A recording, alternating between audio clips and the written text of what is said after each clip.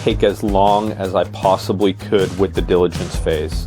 And probably, I think I took it to the point where if you ask the principals of both of the companies that I ended up buying on these last two, they were probably like, either buy me or don't, man. Like, what else do you need from me? What else do you need to see? I think maybe there was some pendulum swing course correction on my behalf on those two, that great lessons learned on the failure that I applied here. And I think now going forward, I can probably, maybe peel a little of that diligence back in terms of my forensic kind of brain. You're listening to Home Care Hindsight, the podcast where we talk with home care leaders about the big mistakes they've made and the even bigger lessons they've learned along the way. I'm David Knack, head of sales here at Zengage, and I've built a career on the idea that we learn a whole lot more from our mistakes than from our successes, which is great because I've made a lot of mistakes. I've gotten to know some of the leaders in this industry who've built amazing businesses and are super well respected. So I thought it'd be fun, instead of asking them about the great things they've accomplished, to have them tell the story of one of the biggest mistakes that they've made and how that mistake changed their thinking and the way they run their business.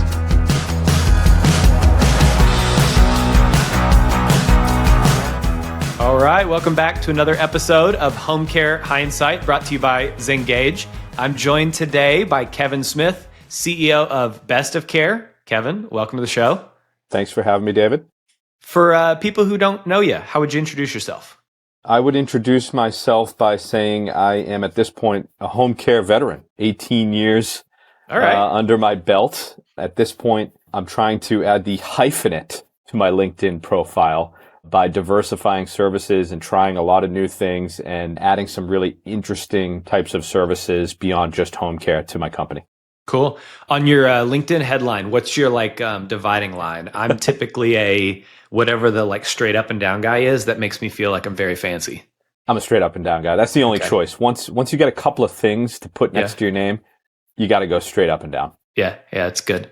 I have host of the number 2 podcast in home care on my LinkedIn. And one of my team members was like, hey, how far are you off from number 1? And I was like, oh, Garrett, when people ask me what's the number 1 or why the number 2 podcast, I'm like, well, I know there's a number 1 podcast in home care. I just know it's not mine. It's not that good. This is all right. So thanks for coming on the number 2 podcast in home care.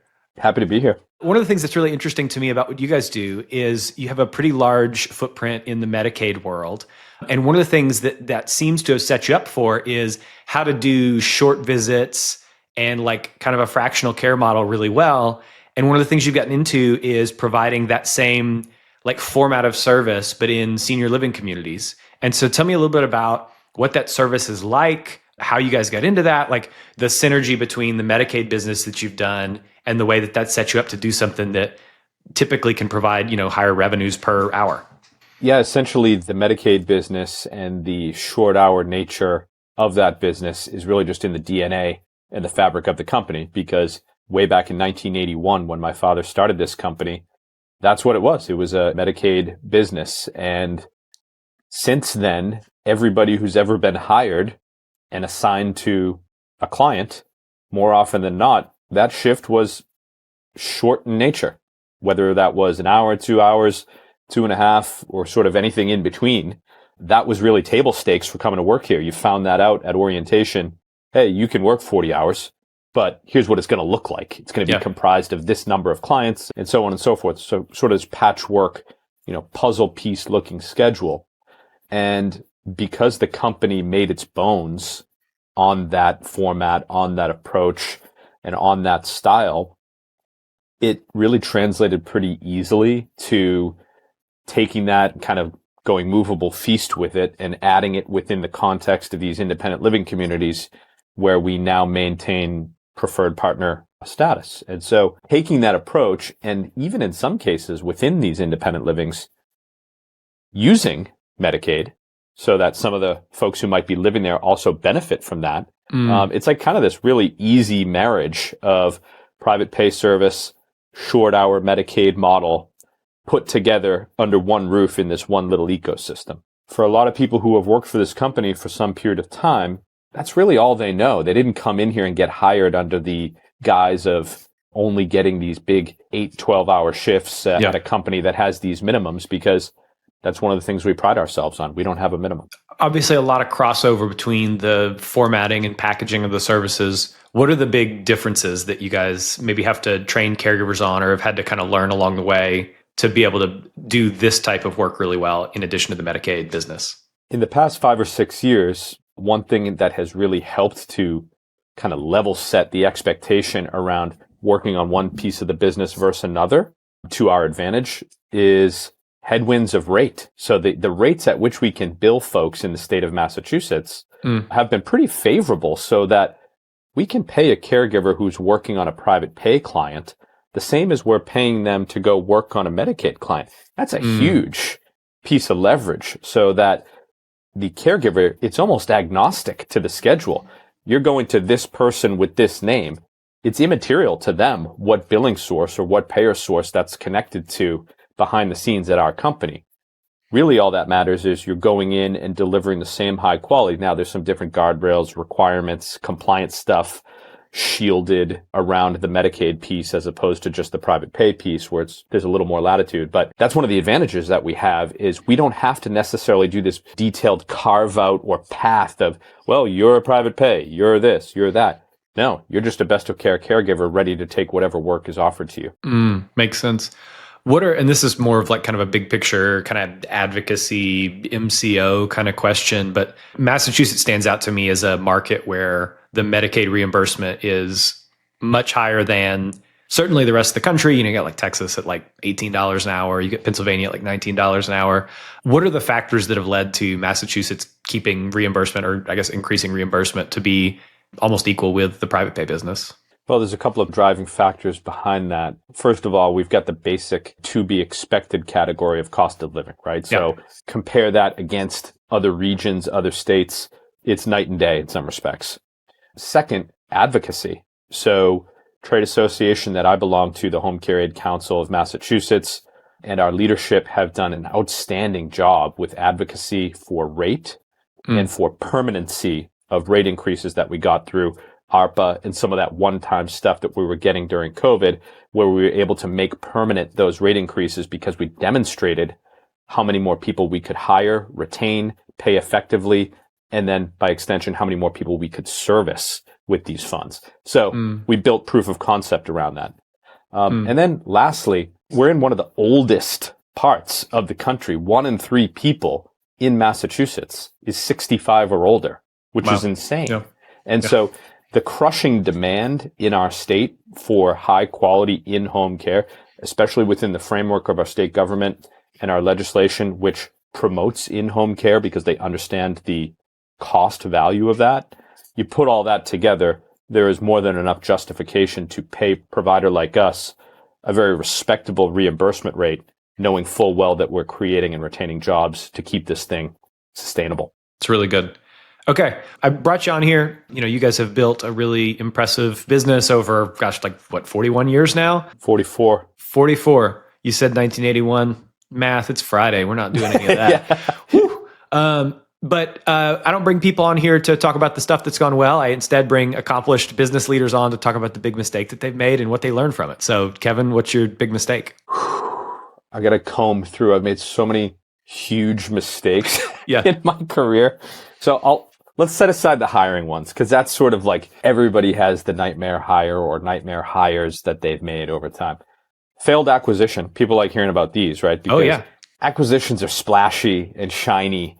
And every time you hear about one, you're like, how'd they do that? Wow, that's impressive. One that was not so impressive for me was we bought the home care arm, an adult day health program. Now, to me, this made perfect sense in my mind where we take on the home care piece. Everybody who goes to this adult day is probably going to need it before and after. It'll come right to me. And the thing went left at the last moment. And it didn't help that I did all this and chose a closing date the day before my first child was being born. And so, trying to get to closing and everything that goes along with it from an execution paperwork, legal, financial standpoint was just a nightmare. And, the least impressed person in all of this was my wife, Yeah. who was like, what the hell are you doing? Like, it went really, really poorly. And obviously trying to get all those folks onboarded. And at the time, my company was very small. So a lot of it fell squarely on me. Yeah. It just fell apart. I didn't get to retain all the people. And I think we probably ended up maybe doing about 30% in terms of revenue of what I ended up purchasing. It just fell apart on me. Oh my goodness. I like that there's layers of mistakes there because we went too fast and we didn't have enough resources and people who'd been there before. And so we were kind of bootstrapping it. You were trying to figure it all out. But I like too that you just completely decided like work-life balance didn't need to exist at all. I thought I knew what work-life balance was, and then you become a parent and that kind of gets turned upside down on you. Yeah. But yeah, we can look back at it now in terms of just lessons learned about how to plan for it more effectively and, what not to do from a diligence perspective. That was the one that probably easily the most abject failure I've had where I'm looking around, there's no one else to blame. It was all my deal. It was all, it was all me. How many acquisitions had you guys done up to that one? One. And I had a completely false sense of confidence because that thing was a grand slam. We had like a 99% employee retention rate on the acquisition, took on all that revenue, took on all the staff at the admin level. The people that I bought it from were holding my hand across the finish line. And so you don't know what you don't know. I was completely misled that they would all go that way. You've done some acquisitions since then though, right?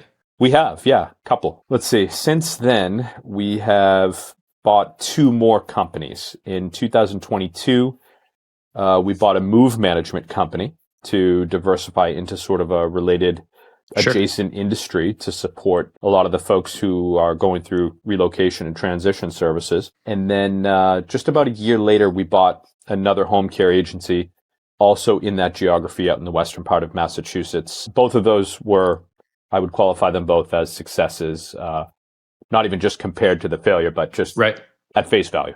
Yeah. What are the biggest things that you learned from the failure that helped those next two ones go better or, mitigate some risks or see around some corners? Take as long as I possibly could with the diligence phase.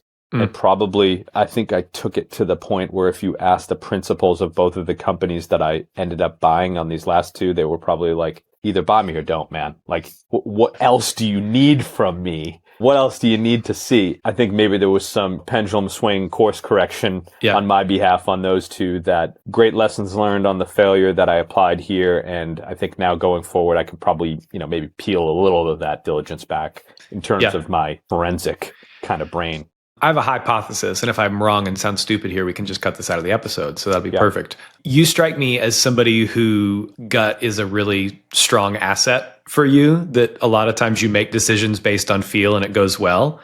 I wonder if the one reason that this particular story stands out is because there was a lot of like kind of your superpower, which is gut, that went into it, but applied to something that like you have to be the like anal retentive, combing through everything kind of guy. 100%. I'm the ultimate, not to use a sports cliche, but like the play by feel guy. Sure. Cerebral, more art than science kind of guy. I don't claim to be this operational genius. I'm not the Zach Galifianakis meme where I'm seeing in real time all of these numbers and symbols swirling around me. I'm a relationship driven guy, feel guy, vibes guy. I sort of use that energy in a way that allows me to hopefully suss out whether this is going to be the right deal for us based on, some unique recipe that I've got in my mind. But you're 100% right. Your gut is right about my gut. Yeah. Game recognized game. Yeah. Everywhere I go, I'm the personality hire, which is great because you need those. You mentioned of course, you've got plenty of hiring mistakes. This is top of mind because we're doing some hiring right now, and it just feels like even the best people at hiring are going to get it wrong 40% of the time. And so what are some of the things that you've learned through hiring like team members for your administrative function that have set you up to maybe get it wrong only like 32% of the time? Oftentimes what I've learned is that the person who I have hired who really was like maybe 70 or 80% of what I thought the ideal person should be is the one who works out better than the one you think is going to be 100% perfect. And I don't know if that is just completely unique and circumstantial to the way that things have shaken out and transpired at my company, but kind of the letting perfect be the enemy of the good type of mindset has really come back to bite us a couple of times, where we have just really, really wrung our hands together looking for this perfect candidate. You keep churning through interviews and candidates, and then you almost build up the one that you think is perfect into being even more perfect because you've spent all this time on it. And then the thing just falls apart on you. And then 90 days later or less, they're gone. We sort of just went through that not too long ago. I think that we've now kind of turned that approach a little bit to say, hey, give them a shot. We think this person could succeed. There's some potential here. Give them something to run with.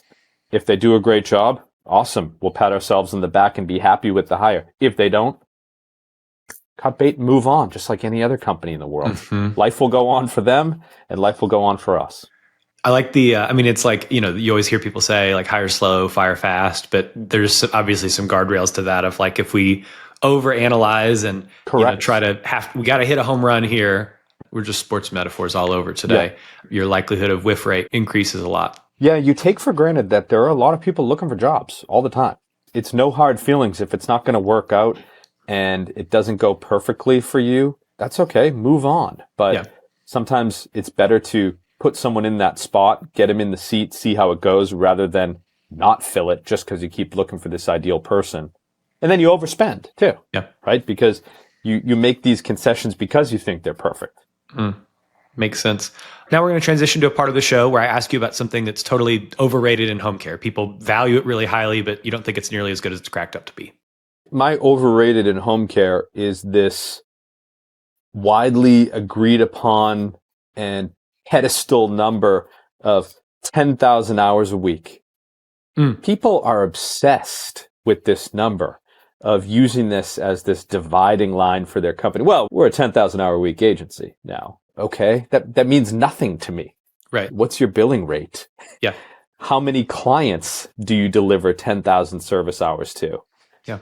Do you have communities where you do this? How many states are you in? So there's just this weird reverence that people have put around this 10,000 hour mark that I never really understood. Now, I'm also guilty of congratulating our team when we hit that mark because I just was always led to believe that it was some sort of milestone number in home care. But I don't know. Does your company just want to get to 10K and just kind of like call it? Or what's the next step after that? So to me, that's always just been this weird, overrated, inflated, arbitrary measuring stick number that people love to talk about. Yeah. What I'm hearing you say is you woke up and put pants on the next day the same way you did previously on each side of 10,000 hours. Correct. Yeah. The sun came up and that was it. But people love that number for some reason. The other ones that I hear are, well, $1 million in revenue. And depending on your market you're in, that could be 500 hours a week gets you to $1 million in revenue. 1,000 hours a week. It's a nice round number. And it just kind of goes from there. And I think one of the questions is, not like, have a goal, right? And hit that goal. It can be as arbitrary as you want it to be. It's always going to be like that. But I think like you kind of got to run through the finish line of once you arrive at 10,000 hours, like you are still going to lose clients. You are still going to have challenges with retaining caregivers. You're still going to have office staff that are stretched too thin and are, feel overworked. And like the question is like, how are we going to plan for, I don't know, what's the next goal that you have in mind? That's kind of the next benchmark to get to. I'm an on to the next type of guy. Honestly, that's the way that my brain works is the moment that we do something that we said we were going to do, I'm already like, all right, great. What's next now? Yep. Which is a flaw. Like it's not, it's not something that is necessarily helpful to my company every day. And I'm sure that privately, there's a lot of people who work here like, great, another thing, you know? So honestly, the next goal for us, and this is going to be an arbitrary thing, but 1 million service hours will be huge. We're up over the 500,000 mark, and we were able to ramp up pretty significantly in the past 5 years, just in terms of service volume by way of organic plus acquisition, that I think 1 million is certainly within sight and achievable within that same time period, if not sooner. I like it. Going back to on to the next thing, there's this challenging like okay, how do we not just pat ourselves in the back eternally, but how do we also like let this sit for our people? And I think part of like being a leader is like, hey, mentally, we're already there, but our people sometimes take some time to catch up to the idea that we've achieved such and such. There's so much imposter syndrome, I think, for everybody.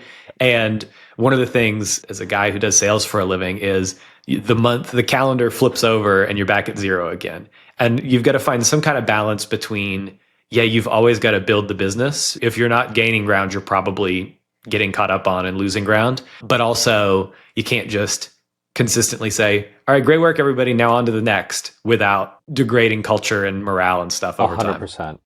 So as a leader, one way to work through that, here's an inside tip to anybody in this spot that I'm in is, yeah, to your point, okay, here comes the end of the fiscal year. We hit this goal or we're just short of it. So we know, but don't forget about the rolling 12 months because there's always that milestone at the end of the fiscal year, but you can also flip that and say, but when we think of it in terms of the rolling 12, look where we are from here. It's not just about end of fiscal year, end of quarter, or end of however you benchmark it. And so there's always a way to reinvent that goal or push the finish line or bring it closer to the team, depending on morale, performance, progress, roadblocks.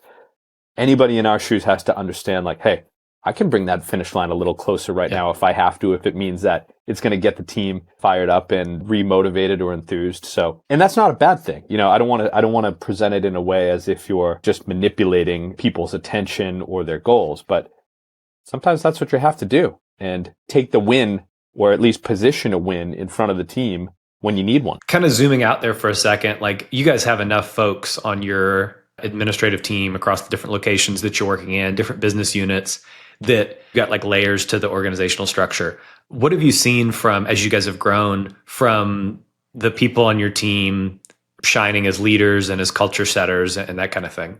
Honestly, that's been among the most like rewarding things that I have gotten out of this company beyond the obvious growth stuff or acquisitions or expansion or things like that, has been some of our people who are with us for life, because there's a couple of core group of us who really all started at this company sort of together, but on different planes. Whereas I was part of this family who's coming into this business. Then we have other people who started out in scheduling or finance or HR, and we've all just lived through this whole thing together. And along the way, being able to delegate and shift a lot of the stuff that I was shouldering arbitrarily in some cases, and give that to people and see how they take it and just run with it with total autonomy and independence. And now have layers of people looking to them for getting trained, getting hired, getting onboarded, and just kind of knowing how to exist at this company and sort of sponging up the way that I lead this company and passing it down. Honestly, it feels really good to see your coaching tree. Here's another metaphor, right? Yeah, so sure. And knowing that there are people that I meet at the company, administrators who I just met recently in person, and they're like, oh yeah, I've been working with this person now for a year and they've been so awesome to me. And I didn't even know. It's super encouraging to feel like everything that you've given to people, they're now giving back to newer hires and keeping this thing going. That's good. What are some of the like intentional kind of steps that you all take to, because I think home care is just so fast paced. You're always putting out fires. People, it feels like, are just like constantly leapfrogging over each other to answer phones and deal with call outs and emergencies and whatnot. How do you make sure that there's like rhythms to the thing where people are able to like check in and pause and take a breath and all that? I'm pretty proud of the fact that pretty much our core leadership team are all people of a certain age. We're all pretty much millennials, born like 1980 to 1987 or 88 or 89. Like we're all like this core group of people who like have children, families, commitments, responsibilities, and the give and take around that in the culture that we have, where we promote everybody being able to participate in the lives of their family, their kids, and commitments and personal interests, is really just sort of like the expectation and the norm at our company. And a lot of that came from, that's how I needed to live my life. And so by extension, I'm going to make sure that everybody else that the standard is the same for everybody. It has turned out to be pretty positive in terms of engendering loyalty to the company. The company has been totally supportive of people, again, becoming parents, starting families, taking the time that they need during personal things. And we've always been pretty supportive about that. And as a new hire, seeing that or hearing about that from people who have lived through it can be pretty compelling, I think, in terms of a way to come and work here. All right. I want to transition. We talked about a big mistake that you made in your career. What's a little mistake you see home care owners make all the time? And if they quit, it'd make their lives, their businesses like 10 times better. One thing you can spend a little less time and headspace on, and people think that this is like the end all be all thing, is should you have a good website? Yes, you should. Okay, that's a simple answer. Yes, with a period. Is that going to be the ultimate driver of your success and longevity in this industry? No. Same with your brochure. Same with every little letter and word of every piece of copy that you put out. Newer owners, younger owners in terms of not age, but new to the industry, because I've done some consulting work on that, they will spend so much time just thinking through all of that. At the end of the day, people are going to go in, click around a little bit, and then they're going to want to talk to you because they're going to submit an inquiry or call you. Don't go nuts overthinking that, because it'll eat you alive as someone who's lived through that and thought that this was going to be the end all be all driver of business to my company. That was really something that I think people spend a painstaking amount of time on. They don't necessarily have to. You got to show up when people Google. You've got to have a Google My Business page, or you won't be findable on a whole bunch of places. But the purpose of a website is, does this business exist or not? Exactly. Like, correct. Do I not mistrust them because of their digital footprint? And if there's if there's no Google reviews, like that's something to pay attention to. If your Google business listing looks weird because it's just got like a picture of the exterior of the building that you're in, like don't do that. But like there's just so much that you can spend more time on elsewhere that's going to get higher results. Like this is a relationship business. This 100%. Is a trust business. This is a referral business. Yes, do people come in through digital channels? Of course. But the best lead sources I'm aware of come in through organic partnerships, relationships that people have built in their communities. I've never gotten a single private pay client who said, yeah, I love that brochure that you guys left behind. I just had to give you a call. Never once have I gotten that. Never once. I like to think our website's, to your point, passable enough that people know we're a legit company. I don't hear anybody saying, your website was amazing, and I just figured I had, because of that, you're probably great at delivering home care service. Like, no. Oh, it's good. Okay, before we get out of here, we talked about a lot of stuff that went wrong. I like to end every episode on a high note, though. So what's something that's happened lately in your business that you're really proud of? Lately in my business, something that I am really, really extra proud of has been the integration, the gelling, the coalescence. Coalescence. Question mark? Coalescence. Yeah, right. Coalescence of all these different diversified revenue streams and services that we've built up. Care management, move management, home care, private pay nursing. We are seeing the integration of all of these services come together to the extent that I've got care managers making referrals to home care, and I've got home care making referrals to move managers. And we've had a couple of these instances where we've got what we're referring to as our golden client, who has been the beneficiary of literally every single paid service that we offer. One person has utilized. And I said, that's a good first, like ground zero proof of concept that this holistic thing can work when we position this spectrum in front of people in the correct way. That was enough for us to be like, all right, keep banging the drum on this thing. Yeah. It's coming together internally. And then more importantly, externally, we must be messaging it in a way that is resonating with the people who do business with us. Can we talk about the move management business for a minute? Yeah, let's do it. First of all, I think people can kind of fill in the gaps and know like roughly what that is, but like what is the actual service that business is doing? It's called Moving Mentor. And the service that they provide it's an end-to-end preparation, facilitation, and coordination of anything from a simple relocation. Let's say you're going from home to an assisted living. Right? Can't be at home anymore. You need to move to an assisted living. our experts, first thing they're going to do is they're going to know this assisted living to the point where they already know the floor plan, they know the measurements, so that they can go back to your house and say, here's what you can fit. And nothing else. So let's start from that place of knowing what can go in here and work backwards to say, coming, going, donation, where are we going with this? Where's it going? And managing that whole process, because emotionally, mentally, and physically, it's a real ordeal, especially moving that later on in your life where you've got a lifetime of possessions, not to mention that physical asset of your home. We will take really great pains to make that process as smooth as possible. And one of the things our move managers really pride themselves on is like, even down to your nightstand or your vanity, when you get into the next location, we're going to mirror it so that however it looked at home, that's how we want to set it up when you get to point B, so that you at least feel that connection, have that sense of dignity in the way that you like your things where they were, and we'll set it back up for you. So we've helped coordinate people, adult children living in Sweden whose mom and dad are living in Massachusetts who need to unload this massive Victorian out in Western Mass.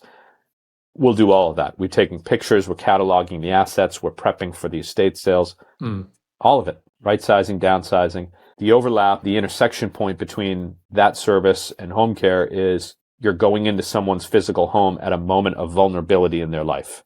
Yeah. And odds are there's a dot to connect between one service and another.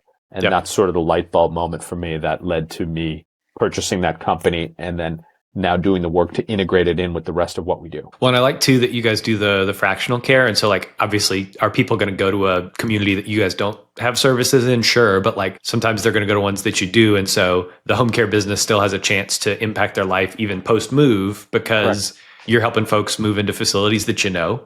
And okay, well, which ones do you know the best? Or the ones that you guys provide home care services in, and there's some obvious like mutually beneficial components to that. Yeah, there's a warmth that comes with that relationship where you're trusting people not only with your actual physical valuables, but also if you're the adult child with your valuable parents. And you have that inherent trust that we're going to take care of everything. And we should listen to these people. They're giving us good, solid advice here. And so we think that there is a connection between those two, just philosophically at least. Yeah, makes perfect sense. Okay, what do you want to plug? Right now, I want to plug Best of Care's ability to come into your independent living or your assisted living and offer all of your residents short shifts, care management, private pay nursing, medication setup, medication reminders, and also our move management to make sure that the footprint of your unit is being maximized carefully, thoroughly, safely.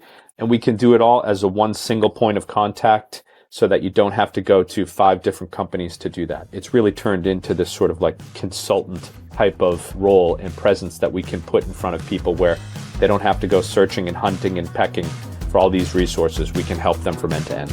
Awesome. Kevin, thanks so much for coming on the show today. This was a ton of fun. Thanks, David. On behalf of the team here at Zengage, thanks for listening to the show. We'll be back next week with another episode, so be sure to subscribe wherever you listen to podcasts on Spotify or Apple or YouTube. Leave us a rating while you're there. It helps other people find the show. If you have comments on the show, drop me a line, david@zengage.com. Would love to hear from you, chat with you there.